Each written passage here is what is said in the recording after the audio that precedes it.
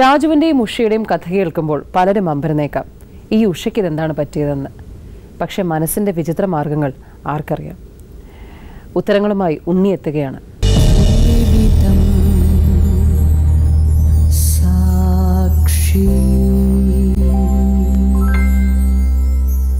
രാജുവിനെയും ഉഷേരിയും ജീവിതത്തിൽ ഒരു ഭയങ്കര പ്രശ്നങ്ങളാണോ എന്താണെന്നറിയില്ല ഉണ്ടാക്കിയ ഒരാളാണ് ഉണ്ണി. നമുക്ക് ഉണ്ണിയെ വിളിക്കാം. ഉണ്ണി വരൂ.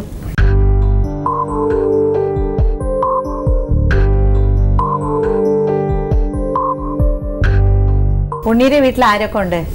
എൻ്റെ വീട്ടിൽ അച്ഛനുണ്ട്, അമ്മയുണ്ട്, ചേച്ചിയുണ്ട്, 2 ചേച്ചിമാരുണ്ട്. വൈഫില്ല അപ്പം എൻ്റെ ഇവിടെ. വൈഫ് എവിടെ പോയി? വൈഫിൻ്റെ വീട്ടിലായിരുന്നു ഞാൻ. അവിടെ വെച്ച് എനിക്കൊരു സംഭവം ഉണ്ടായിരുന്നു. എന്ത് സംഭവം? പാചകത്തിന് പോകുമായിരുന്നു ഞാൻ. അന്നേരം പാചകത്തിന് പോയ സമയത്ത് എനിക്കൊരു അടി ഉണ്ടായിരുന്നു. എന്തിനടി ഉണ്ടായി? ഈ ഇളമ്പുകാരും പാചകക്കാരായിട്ട് അടി ഉണ്ടായിരുന്നു. ഇളമ്പുകാർ അടിച്ചു വൈകി എൻ്റെ കാലിൽ അടി ഉണ്ടായിരുന്നു. അങ്ങനെ ഞാൻ ഹോസ്പിറ്റലിലൊക്കെ ആയിരുന്നു. അന്നൊന്നും എൻ്റെ പെണ്ണുമ്പിള്ള എൻ്റെ കൂടെ വരികയോ എന്നെ അടിക്കുകയോ സംസാരിക്കുകയോ എന്നെ ആശ്രയി കൊണ്ടുപോകുകയൊന്നും ചെയ്തിട്ടില്ല. എന്താ കാരണം? എന്താ കാരണം? ഉഷയും ഞാനായിട്ടുള്ള ഒരു ബന്ധത്തിൻ്റെ ഇതിൽ പറ്റിയായിരുന്നു. അതിന് മുമ്പ്, അതിന് ശേഷമല്ലേ ഏത് ഭാര്യ വരും? അല്ല, അതിന് മുമ്പ് തന്നെ ഭാര്യ പോയോ? ഉഷയുമായിട്ടുള്ള ബന്ധത്തിന് ശേഷമാണ് പോയതല്ലേ? അത് ശരി. എത്ര മക്കളുണ്ട്? 2 പേര്. എത്ര വയസ്സുണ്ട്? മോക്ക് 18 വയസ്സ് കഴിഞ്ഞു. ഇയാളറിയാമോ? അറിയാം. എത്ര കാലം അറിയാം? ഉഷയ്ക്ക് മുമ്പ് അല്ലെങ്കിൽ അതിന് മുൻപ് അറിയാമോ? ഇല്ല, എനിക്കിപ്പോൾ ഒരു 16 വർഷം കൊണ്ടേ അറിയാം. 14 ഫ്രണ്ട്സാണ് നിങ്ങൾ 2 പേരും? ആയിരുന്നു. അടുത്തടുത്ത് വീട്ടുകാരാണോ? ആയിരുന്നു. നല്ല ഫ്രണ്ട്സായിട്ട് കഴിഞ്ഞുകൊണ്ടിരിക്കുന്നത്. അതിനുശേഷമാണ് ഉഷയുമായിട്ടുള്ള ബന്ധം വന്നത്. എങ്ങനെയാ ബന്ധം തുടങ്ങിയത്? തുടങ്ങിയത് ഞങ്ങൾ നല്ല സഹകരണം പോലെയായിരുന്നു. ഞങ്ങൾ ഒരു കുടുംബം പോലെയാണ് ഞങ്ങൾ കഴിഞ്ഞുകൊണ്ടിരുന്നത്. അന്നേരം എൻ്റെ പെണ്ണിൻ്റെ ആൾക്കാരും പെണ്ണൂടെ എന്നെയും ഉഷയും പറ്റി ഇല്ലാന്ന് പറഞ്ഞു. അപ്പോൾ നിങ്ങൾ തമ്മിൽ ഒന്നും ഇല്ലായിരുന്നു? അന്നേരം ഒന്നുമില്ലായിരുന്നു. ഒരു 2 വർഷം വരെ അങ്ങനെ പോയി ഞങ്ങൾ. എന്നിട്ട് അവസാനം ഞാൻ പറഞ്ഞ ഇട ഇന്നല്ലാതെ കുറ്റ കേൾക്കുന്നു. അങ്ങനെ തോന്നാൻ കാരണം ചുമ്മാ ആ വീടും ചുറ്റും എത്രയോ പേരുണ്ടാവും, നിങ്ങളുടെ അടുത്ത് മാത്രം അങ്ങനെ പറയാൻ കാരണം? ഇല്ല, ഞാൻ എല്ലായിടത്തും ഞാൻ നല്ല രീതിയാണ് സഹകരിക്കുന്നത്. ചിരിക്കുകയും പറയുകയും നുള്ളുകയും എല്ലാം നമ്മൾ ചെയ്യും. എൻ്റെ വീട്ടിലും ഞാൻ എൻ്റെ ഇടനാട് ജംഗ്ഷനിലും അങ്ങനെയാണ് ഞാൻ. അങ്ങനെ ഒരു സംശയം പറഞ്ഞത് എന്റെ വൈഫാണ്. പിന്നെ ഇങ്ങനെ അങ്ങനെ സംശയം വരാൻ കാരണം? സംശയം വരാൻ അടുത്ത വീട്ടിലെല്ലാം പെണ്ണുങ്ങളാൽ ആരുമില്ലേ? ഉണ്ട്, അവരെല്ലായിടത്തും സംശയം വരാത്തത്? സംസാരം ഇത്തിരി ഓവറായിട്ട് കൂടുതൽ സംസാരിക്കുമായിരുന്നു നിങ്ങളുടെ കൂടെ പോകും. അപ്പൊ ഭാര്യ അത് മനസ്സിലാക്കി? മനസ്സിലായി. അന്നേരം അവരുടെ അനിയത്തി ഭാര്യ ആണ് ഏറ്റവും കൂടുതൽ പ്രശ്നം ഉണ്ടാക്കിയത്. ആരുടെ അനിയത്തി? എന്റെ പെണ്ണിന്റെ അനിയത്തി. അവരാണ് പറഞ്ഞത് ഈ ചേട്ടൻ ശരിയല്ല, ചേട്ടൻ ഇന്നണക്ക് വിഷയമായിട്ട് ഞാൻ ഇത്രയും കിടന്ന് സംസാരിക്കുന്ന എന്തുവാണ്? നിങ്ങൾ എന്താ അങ്ങനെ എത്രയും നേരം സംസാരിക്കാൻ കാരണം? ഇനി ഒരാളുടെ ഭാര്യയല്ലേ? ആണെങ്കിൽ നിങ്ങളുടെ ഓഫീസിൽ വർക്ക് ചെയ്യുന്ന ഒരു പെണ്ണോ ഒന്നല്ലല്ലോ. അല്ല, എന്താ അടുത്ത വീട്ടിൽ വേറൊരു പെണ്ണുമായിട്ട് സംസാരിക്കാമായിരുന്നു? എന്തുകൊണ്ട് ഉഷയോട് മാത്രം? എല്ലാ വീട്ടിലും ഞാൻ ഇതുപോലെ സംസാരിക്കാൻ. അപ്പൊ അവരുടെ ഭർത്താക്കന്മാർക്ക് ആർക്കും സംശയം ഉണ്ടായിട്ടില്ല. പിന്നെ എന്ത് ഇവരോട് സംസാരിക്കുമ്പോ മാത്രം സംശയം വരാൻ കാരണം? എന്തോ എനിക്കറിയത്തില്ല അതേപ്പറ്റി. ഭാര്യയ്ക്കും ഭാര്യയുടെ അനിയത്തിക്കും സംശയമായി. പിന്നെ നിങ്ങൾ എന്ത് ചെയ്തു? പിന്നെ ഞാൻ തന്നെ പറഞ്ഞു, ഉഷയുടെ നമ്മളെ ആവശ്യമില്ലാതെ നമ്മളെ പ്രശ്നം ഉണ്ടാക്കുവാണ്, നമ്മൾ തെറ്റ് ചെയ്യാതെ നമ്മൾ തെറ്റ് ചെയ്തെന്നും പറഞ്ഞ് നാട്ടുകാരെല്ലാം നമ്മളെ പതിക്കുന്നു. അങ്ങനെ ഞാൻ എൻ്റെ കയ്യിൽ നിന്ന് അബദ്ധം വന്നു. രാജുവും അപ്പൊ സംശയം ഉണ്ടായിരുന്നു? ആ സമയത്ത് രാജുവിന് സംശയം ഉണ്ടായിരുന്നോ? ഇല്ല. പറയൂ. അങ്ങനെ തെറ്റുണ്ടായി. ആ തെറ്റാണ് ഞങ്ങൾ തുടർന്നുകൊണ്ടിരുന്നത്. അപ്പോൾ മറ്റേവരൊക്കെ പറയുന്നു എന്ന് പറഞ്ഞ് നിങ്ങൾ തെറ്റ് ചെയ്തു? അപ്പൊ തെറ്റ് ചെയ്തു. അപ്പൊ രാജുവിന് ഇതൊന്നും അറിയില്ല? ഇല്ല. എന്തുകൊണ്ട് രാജുവിന് സംശയം തോന്നിയില്ല? എനിക്ക് സംശയം എന്നറിയാം. എൻ്റെ കൂടെ സഹകരിക്കുന്ന ഒരു വ്യക്തിയെ നമ്മൾ സ്വയം കണ്ണി കാണാതെ നമ്മൾ ഒരു കാര്യത്തിന് ഇറങ്ങത്തില്ല. ഭാര്യ അത്രയും വിശ്വാസമായിരുന്നു? ഭാര്യ ഇവനെ എനിക്ക് വിശ്വാസമായിരുന്നു. ഫ്രണ്ടിനെ ചതിക്കാണെന്ന് നിങ്ങൾക്ക് തോന്നിയോ? എന്തെങ്കിലും ഒരു കുറ്റബോധം തോന്നിയിട്ടുണ്ടോ? തോന്നിയിരുന്നു അല്ലേ? ഇയാളെങ്ങനെ പുറത്തൊക്കെ പോകുമ്പോൾ നിങ്ങൾ അയാളുടെ വീട്ടിലേക്ക് പോകുമായിരുന്നു ഇയാളെ അറിയാതെ? അപ്പൊ ഒരു ദിവസം പിടിച്ചടിച്ചില്ലേ? നിങ്ങൾ തമ്മിൽ പ്രശ്നം ഉണ്ടായില്ലേ? അപ്പൊ ഇയാളുടെ കാല് കടിച്ചോ? കടിച്ചു. അപ്പൊ ഇവരും ചേർന്ന് ഇയാൾ ഉപദ്രവിച്ചു അല്ലേ? അപ്പൊ നിങ്ങൾ എവിടെയായിരുന്നു? അടുക്കള വന്ന് നിൽക്കുകയായിരുന്നു. അടുക്കള വന്നു റൂമിൽ നിൽക്കുകയായിരുന്നു. ആദ്യം റൂമിലായിരുന്നു. എന്നെ തെള്ളി അടുക്കളയിൽ കൊണ്ടുവന്ന സമയത്ത് ഞാൻ വീണു. എന്നെ തെള്ളിയിട്ടപ്പോ എന്റെ കാല് വയ്യാത്ത കാലാണ്ട് കാലിന് മേടി വന്ന് രാജു വീണു. അങ്ങനെ അയ്യോന്ന് വെച്ചപ്പോഴത്തേന് ഉഷ പിടിച്ച് മാറ്റിയിട്ട് ഉടനെ ഞാൻ അന്നേരത്തിന് എണീച്ച് കാര്യം വീട്ടിൽ പോയി. അത്രേ ഉണ്ടായിരുന്നല്ലോ. തലയിലൊക്കെ തള്ളിയപ്പോ തലയിൽ എന്തൊക്കെ അടി കൊണ്ടു. അത് ഇത് കഴിഞ്ഞ ശേഷം പുള്ളി ഓടിലെല്ലാം പോയി അങ്ങ് പറഞ്ഞു ഈ കാര്യം. എല്ലാ സുഹൃത്തെടുത്ത് പറഞ്ഞിട്ട് പറയാതിരിക്കോ?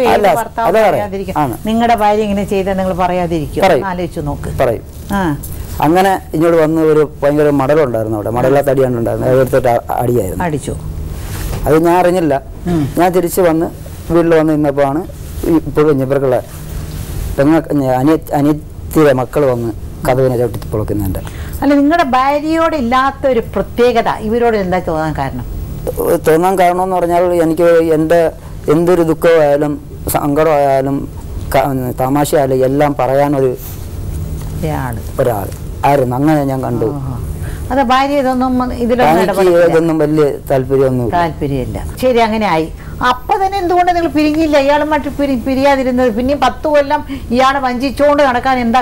ഞാൻ പിന്നെ വഞ്ചിച്ചില്ല. ഞാൻ അവിടെ നിന്ന് നേരെ ഞാൻ ഹോസ്പിറ്റലിൽ പോയെന്ന് പറഞ്ഞില്ലേ സാർ, ഈ ഹോസ്പിറ്റലിൽ പോയപ്പോൾ 5.5 വർഷം എന്റെ വീട്ടിൽ ഇടനാട് വന്ന് നിൽക്കാൻ തുടങ്ങി. അല്ല, ഇവര് പറഞ്ഞില്ല 10 കൊല്ലമായിട്ട് ഞങ്ങൾ തമ്മിൽ ബന്ധം ഉണ്ടായിരുന്നു.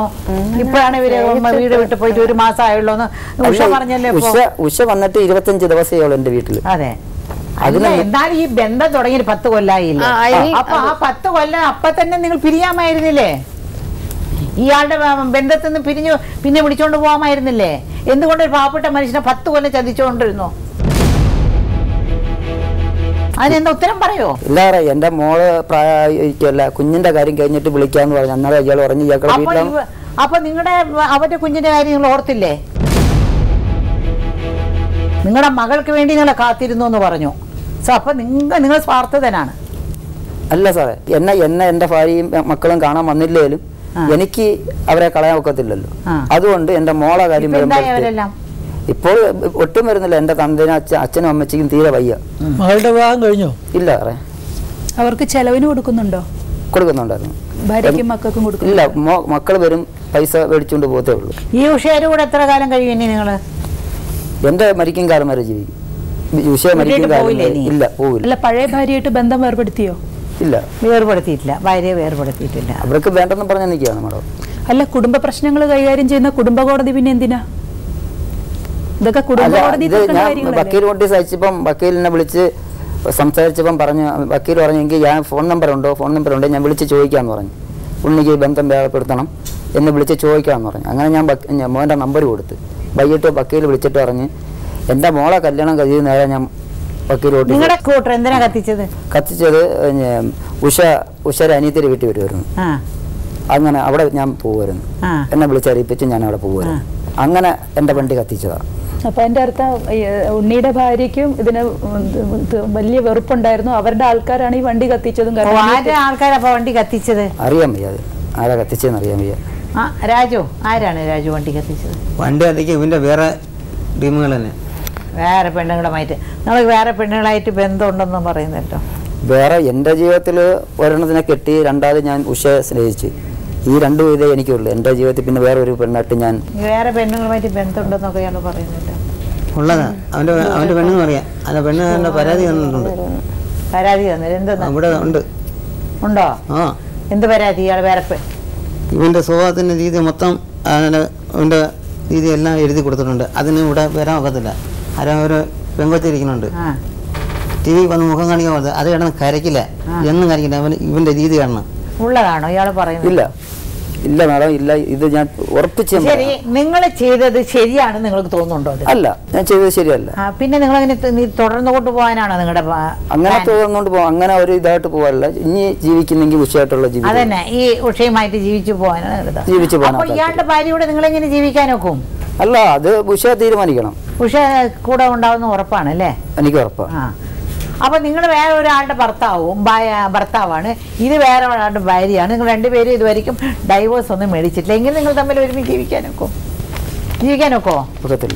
ആ കുടുംബത്തിലെ ഒരു ഫ്രണ്ടായിട്ട് പഴകിയിട്ട് എന്നിട്ട് അയാളുടെ ഭാര്യ തന്നെ തട്ടിക്കൊണ്ടുപോയി 20 ദിവസമായി.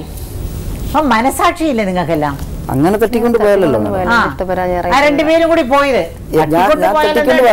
ഒരുമിച്ച് കൈയും പിടിച്ച് ഓടിയാലെന്താ? എല്ലാം ഒന്നും തന്നെയല്ലേ? അവർക്ക് മാനാഭിമാനമൊന്നുമില്ലേ? 2 മക്കളുള്ള സ്ത്രീ ഇങ്ങനെ ചെയ്യുന്നത് ഭയങ്കര തെറ്റാണ്. അതും ഒരു പെങ്കൊച്ചുണ്ട്. ആ പെങ്കൊച്ചിന്റെ ജീവിതമെങ്കിലും നിങ്ങൾ ഓർക്കണമായിരുന്നു. പെങ്കൊച്ചു നമ്മളെ ധിക്കരിച്ച് പോയതല്ലേ സാറേ? എന്താ പെങ്കൊച്ചു നമ്മളെ ധിക്കരിച്ച് അവളും പോയല്ലേ? അവള് 16 വയസ്സിൽ പോയതാ. 16 വയസ്സിൽ പോയാലും 20 വയസ്സിൽ പോയാലും കുട്ടി ഇതല്ലേ കണ്ടു വളർന്നു.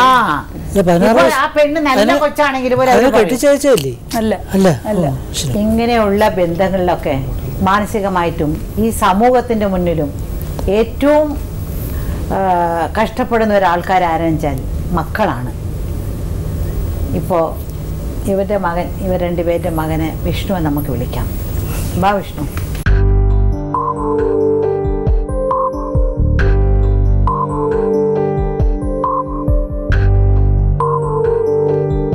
അച്ഛൻ്റെ കൂടെയാണോ താമസം? അച്ഛൻ്റെ കൂടെ. കല്യാണം കഴിഞ്ഞിട്ടുണ്ടോ? എത്ര വയസ്സായി? 25. 25. എത്ര കൊല്ലമായി കല്യാണമായിട്ട്? 4 കൊല്ലമായി. 21 കല്യാണം കഴിച്ചു. എന്താ പ്രേമം? അപ്പൊ എത്ര വയസ്സിൽ പ്രേമം തുടങ്ങി? പ്രേമം തുടങ്ങിയത് 9ാം ക്ലാസ്സിൽ പിടിച്ചു. സിനിമയിൽ വരുന്ന പോലെ 9ാം ക്ലാസ് മുതൽ പ്രേമം തുടങ്ങി. എന്താ ജോലി തന്നെ? ഞാൻ വണ്ടി ഡ്രൈവറാ. വിഷ്ണുവിനോട് എനിക്ക് ഇതൊക്കെ ചോദിക്കാൻ തന്നെ, എനിക്ക് മകനൊക്കെ ഉള്ളതാ, ചോദിക്കാൻ തന്നെ എനിക്കൊരു പ്രയാസമാണ്. കാരണം ഇനിയൊരു ഉള്ളത് അനിയത്തിയാണോ? അനിയത്തി. അനിയത്തി അല്ലേ? അനിയത്തിക്ക് എത്ര വയസ്സായി? അനിയത്തിക്ക് 22 വയസ്സല്ലേ? മോനൊന്നും വിചാരിക്കരുത് കേട്ടോ, എന്ന് വെച്ചാൽ ഞാനിങ്ങനെയൊക്കെ ചോദിക്കുന്നതൊക്കെ, കാരണം എനിക്ക് പ്രയാസമുണ്ട് ചോദിക്കാൻ. പക്ഷെ അതിനല്ലേ ഞാൻ ഇവിടെ ഇരിക്കുന്നത്. ഇപ്പോൾ ഈ അമ്മയെക്കുറിച്ച് എന്താ പറയാനുള്ളത്? അമ്മ എന്താ ഇങ്ങനെ ചെയ്തതിൽ നിങ്ങൾക്ക് വിഷമമുണ്ടോ? അല്ല അമ്മയോട് ദേഷ്യമുണ്ടോ? എനിക്ക് വിഷമമുണ്ട്. ദേഷിക്കാൻ തള്ളയെടുത്ത് പറ്റത്തില്ലല്ലോ ദേഷിക്കാൻ. അപ്പൊ ഉപേക്ഷിച്ചിട്ടില്ല അമ്മയെ? ഇല്ല. എന്താ വിഷമമുള്ളത്? എന്തുവാ അവരിങ്ങനെ കാണിച്ചതിലൊക്കെ എനിക്ക് വലിയ വിഷമമുണ്ട്. പറഞ്ഞു ഇനിയിപ്പം ആൾക്കാരുടെ മുഖത്തൊക്കെ ഞാൻ എങ്ങനെയാ നോക്കുന്നത്? അതന്നെ, അതൊരു വലിയ വിഷമാണല്ലോ. എന്താ ഉഷേ ഈ കൊച്ചിരുന്ന് കരയുന്ന കണ്ടോ ഉഷേ? എനിക്കെന്നെ നെഞ്ചു പൊട്ടിപ്പോന്നു. എനിക്കെന്നെ മനസ്സിനൊരു സങ്കടമുണ്ട്. ഒരു അമ്മയല്ലേ, ഇവർക്കൊക്കെ നമ്മളല്ലേ എന്തെങ്കിലും ഒന്ന് ചെയ്തു കൊടുക്കും. നമ്മൾ കാശും പണം കൊടുത്തില്ലെങ്കിലും നിന്റെ അമ്മ ഇതാ, നിന്റെ അച്ഛൻ ഇതാ എന്ന് പറയുന്ന രീതിയിലല്ലേ പക്ഷേ നമ്മൾ ചെയ്യേണ്ടത്. നിങ്ങൾ ചെയ്തത് ശരിയാണോ? ശരിയല്ല. നോക്കാ കൊച്ചിരുന്ന് കരയുന്ന കണ്ടോ? ഞാൻ അവനെ ഓർത്ത് തന്നെ ഞാൻ ഇന്നും ദുഃഖിക്കുന്നു. അവനെ എന്ത് ദുഃഖിച്ചിട്ട് എന്താ കാര്യം? എനിക്ക്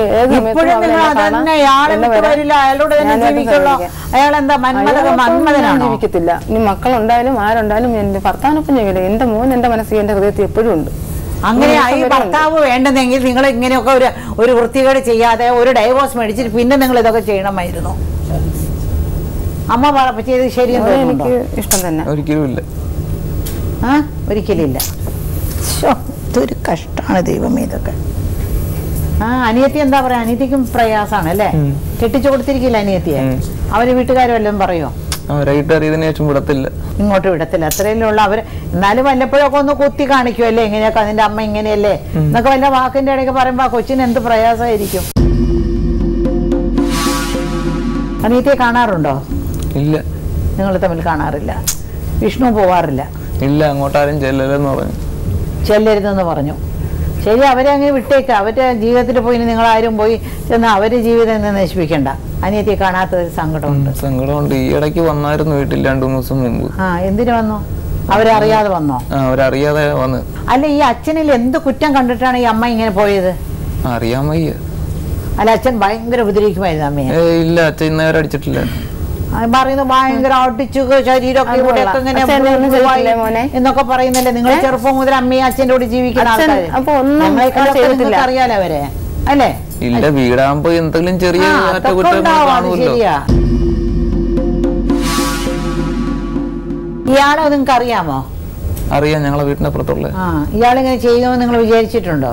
ഇല്ല, ഒരിക്കലും. ഈ ബന്ധം നിങ്ങൾക്ക് എത്ര കാലമായിട്ട് അറിയാം? ഇതിനു മുമ്പ് ഒരു 2 വട്ടം നടന്നായിരുന്നു. അന്നല്ല ഞങ്ങൾ പറഞ്ഞു ഒത്തീർപ്പാക്കി വിളിച്ചോണ്ട് വന്നായിരുന്നു.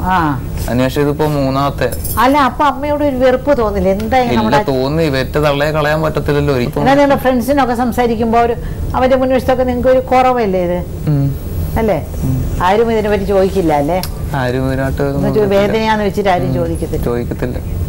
ഇപ്പൊ എന്താ നിങ്ങളുടെ അമ്മയെ നിങ്ങൾക്ക് തിരിച്ചു വേണോ? നിങ്ങൾക്ക് ഇനിയിപ്പോ എന്തായാലും വേണ്ട. അവരിങ്ങനെ കഴിയണം. ഇയാള് ഇനി വെച്ചോണ്ടിരിക്കുമ്പോൾ കുറച്ചാൾ കഴിഞ്ഞ് അടിച്ച് റോട്ടിലാക്കും. അപ്പൊ നിങ്ങൾ എന്ത് ചെയ്യും? അപ്പൊ കൊണ്ടുവന്ന് വെക്കോ കൂടെ? ഇല്ല. അമ്മയെ നോക്കത്തില്ല. അത്രത്തോളം വെറുപ്പായി സമൂഹത്തിന്റെ മുമ്പ് വന്ന് നിങ്ങൾ ഇതിനു മുമ്പൊന്നും എന്റെ കൂട്ടുകാരൊന്നും ആരും ഇതുവരെക്കൊന്നും ചോദിച്ചിട്ടില്ലായിരുന്നു. ഇതിനുശേഷം ഇപ്പൊ എല്ലാം ചേരും എന്റെ അടുത്താ ചോദിക്കുന്നത്.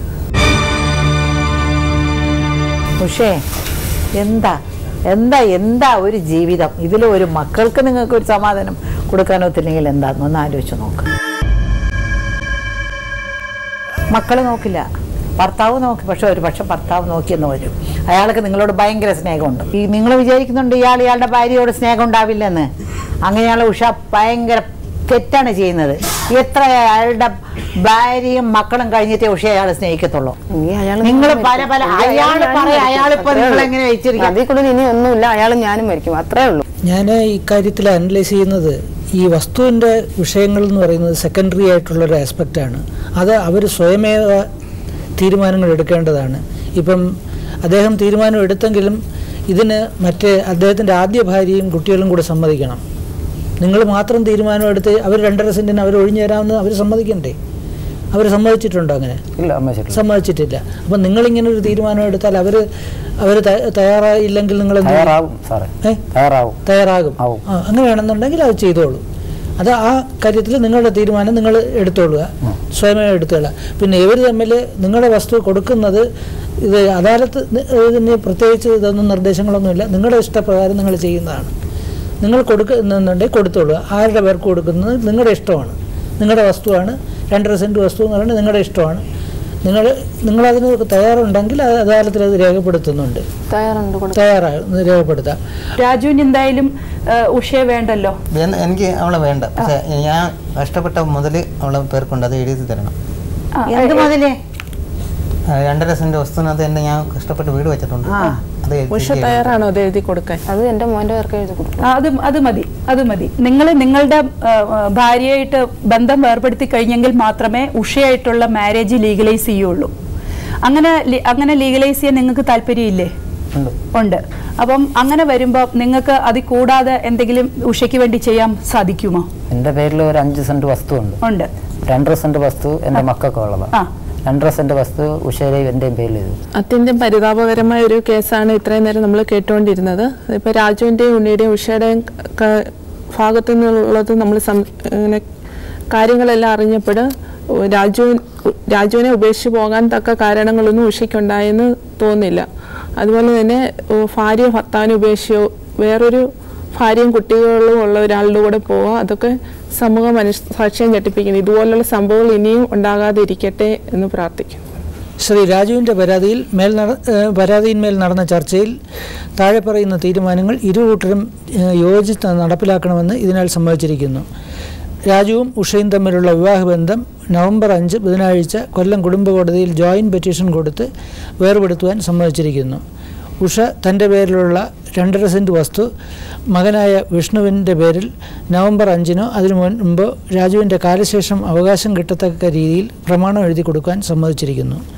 ഉഷയുടെ കൂടെ താമസിക്കുന്ന ഉണ്ണി നിയമപരമായി ആദ്യ ഭാര്യയുമായി വിവാഹമോചനം നടത്തി എടുക്കുവാൻ സമ്മതിച്ചിരിക്കുന്നു. അതിനുശേഷം ഉഷയുമായുള്ള വിവാഹം നിയമപരമായി നടത്താൻ സമ്മതിച്ചിരിക്കുന്നു.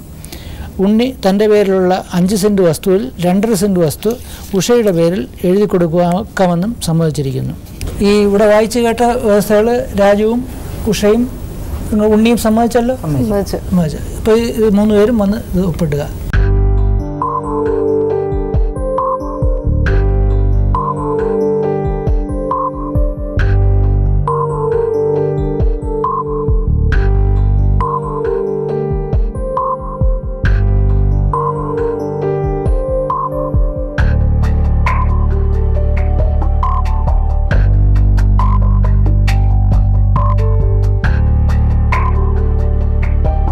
തകരുന്ന ദാമ്പത്യത്തിന്റെ എല്ലാ അപമാനവും വേദനയും താങ്ങേണ്ടി വരുന്നത് മക്കളാണ്. രാജുവിൻ്റെയും ഉഷയുടെയും ജീവിതത്തിന് വ്യക്തമായൊരു തീർപ്പുണ്ടായത് പ്രേക്ഷകർ കണ്ടല്ലോ. കാത്തിരിക്കാം മറ്റൊരു കഥയ്ക്കായി ജീവിതത്തിന്.